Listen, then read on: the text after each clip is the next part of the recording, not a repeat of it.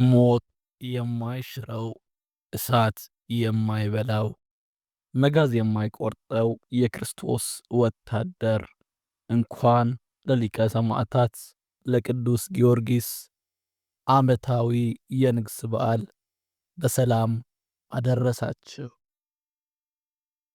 በዛሬዋ ዕለት ጥር 18 ቤተክርስቲያናችን የምታስበው ተራ የሆነ ሞትን አይደለም።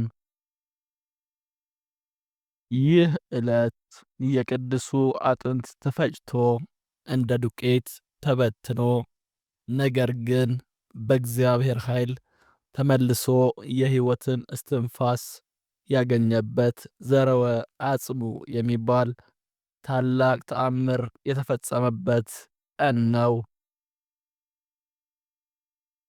እንዴት ሞቶ ተነሳ? ነገሥታቱስ ለምን አጥንቱን ፈጩት? አብረን እንመልከት። ታሪኩ የሚጀምረው በፍልስጤም በልዳ ሀገር ነው። ታሪኩ የሚጀምረው በፍልስጤም በልዳ ሀገር ነው። አባቱ ዘሮንቶስ እንስጣስዮስ፣ እናቱ ቴዎብስታ ይባላሉ። እግዚአብሔርን ከሚፈሩ ደጋግ ክርስቲያኖች የተወለደው ቅዱስ ጊዮርጊስ ገና ከልጅነቱ ጀምሮ በሥርዓትና በሃይማኖት ነው ያደገው። ወጣትነቱ ሲደርስ በዘመኑ የነበረውን የውትድርና ሙያ ተቀላቀለ። በፈረስ ግልቢያው በጀግንነቱና በጦር ችሎታው ተወዳዳሪ አልነበረውም። በዚህም ምክንያት የያኔው የሮም ግዛት መሪዎች ዘንድ ተወዳጅነትን አትርፎ የቀለበት መኮንን ሆኖ ተሾመ።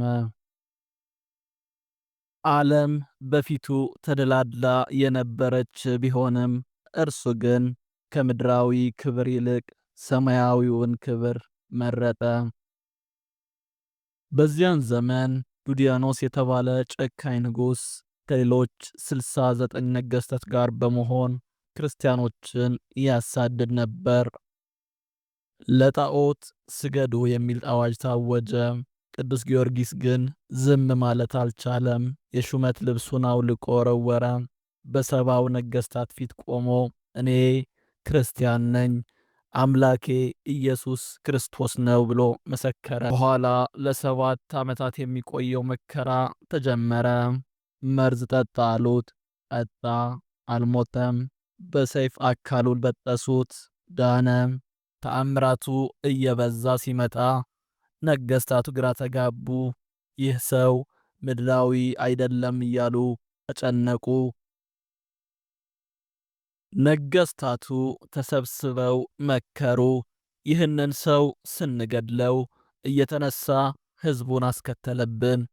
ስለዚህ አሁን የማይመለስበትን መንገድ እንፈልግ አሉ። ጨካኙ ዱዲያኖስ አንድ ሐሳብ አመጣ። ጨካኙ ዱዲያኖስ አንድ ሐሳብ አመጣ። እንጨት ይከመር፣ ስጋው በእሳት ይቃጠል፣ የቀረውን አጥንቱ ደግሞ በወፍጮ አስፈጭተን እንደ ዱቄት እናድርገው። ከዚያም ነፋስ ወደሚወስደው ከፍተኛ ተራራ ላይ እንበትነው። ያኔ አምላኩ እንዴት እንደሚያድነው እናያለን አለ። በዛሬዋ ዕለት ጥር 18 ይህንን አሰቃቂ ድርጊት ፈጸሙ። የቅዱስ ጊዮርጊስን አጽም ፈጭተው ደብረ ይድራስ በተባለው ተራራ ላይ በተኑት። ለነገሥታቱ ይህ የጊዮርጊስ ፍጻሜ መስሎ ታያቸው። ነገር ግን ለእግዚአብሔር የሚሳነው ነገር አለን? ነገሥታቱ አጽሙን በትነው ወደ ከተማቸው ሲመለሱ በልባቸው ውስጥ ትልቅ ድል የተቀዳጁ መስሏቸው ነበር። አሁንስ ጊዮርጊስ አከተመለት፣ አምላኩም ሊያድነው አልቻለም እያሉ ተሳለቁ። በደብረ ይድራስ ተራራ ላይ ግን የቀረው የሞተ ሥጋ ሳይሆን ዓለምን የሚቀይር የመሥዋዕትነት ዘር ነበር። የዚያን ዕለት ሌሊት ተራራው በዝምታ ተዋጠ። በሰው ዓይን ሲታይ በዚያ ተራራ ላይ ምንም የለም፣ ጥቂት አመድና የተፈጨ አጥንት ብቻ። ነገር ግን ሰማያዊው ዓለም ተዘጋጅቶ ነበር። መላእክት ከሰማይ ወደ ምድር የሚወርዱበት፣ የምድር ዱቄት ወደ ሰማያዊ ብርሃን የሚቀየርበት ሰዓት ደረሰ። እስቲ አስቡት፣ ያ የተፈጨው አጥንት በነፋስ ተበትኗል፣ ባሸዋው መካከል ገብቷል፣ በድንጋዮች ስንጥቅ ውስጥ ተሸሽጓል። ይህ በሰው አእምሮ የማይቻል የሚባልበት ደረጃ ነው። ነገር ግን የፍጥረት ጌታ አዳምን ከምድር አፈር አበጅቶ ሕይወትን የሰጠው አምላክ የሰማዕቱን አጽም መልሶ ሊሰበሰብ ፈቀደ። ድንገት በዚያ ጨለማ ሌሊት ተራራው በታላቅ ብርሃን ተሞላ። መጽሐፍ ቅዱስ እግዚአብሔር በቅዱሳኑ ላይ ድንቅ ነው እንደሚል ሦስቱ ሊቃነ መላእክት ቅዱስ ሚካኤል፣ ቅዱስ ገብርኤልና ቅዱስ ሩፋኤል በግርማ ወረዱ። ቅዱስ ሚካኤል የሰማዕቱን አጥንት እንዲሰበሰብ አዘዘ። በአራቱም ማዕዘናት የተበተነው የጊዮርጊስ አመድና አጥንት ልክ ማግኔት ብረት እንደሚስብ እርስ በርሱ መሳሳብ ጀመረ። አጥንት ከአጥንት ጋር ተጋጠመ፣ አመዱ ወደ ሥጋ ተለወጠ። ይህ ሁሉ ሲሆን ሰማያት ተከፍተው ነበር። ጌታችን ኢየሱስ ክርስቶስ በክብር ተገለጠ። ለሰማዕቱ እንዲህ አለው፣ ጊዮርጊስ ሆይ ተነስ። በዚያ ቅጽበት ያ ተፈጭቶ የነበረው ወጣት ምንም አይነት ጠባሳ ሳይኖርበት ይበልጥ በረታ፣ ይበልጥ ደመቀ፣ ሞት ተሸነፈ። ይህ ትንሣኤ የጊዮርጊስ ብቻ ሳይሆን ለክርስቶስ ብለው መከራ ለሚቀበሉ ሁሉ የተሰጠ የተስፋ ቃል ማረጋገጫ ነበር።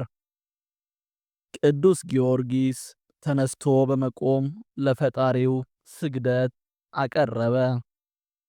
ጌታችንም ቃል ኪዳን ሰጠው።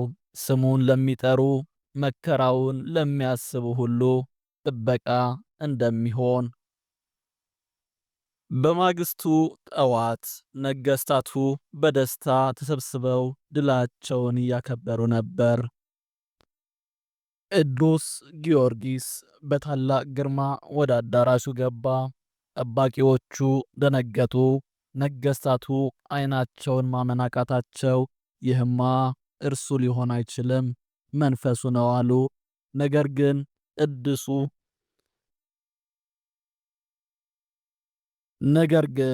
ቅዱሱ በድፍረት እንዲህ አላቸው፣ አዎ እኔ ያ በሞት የናቃችሁኝ ፈጭታችሁ በተራራ ላይ የበተናችሁኝ ጊዮርጊስ ነኝ።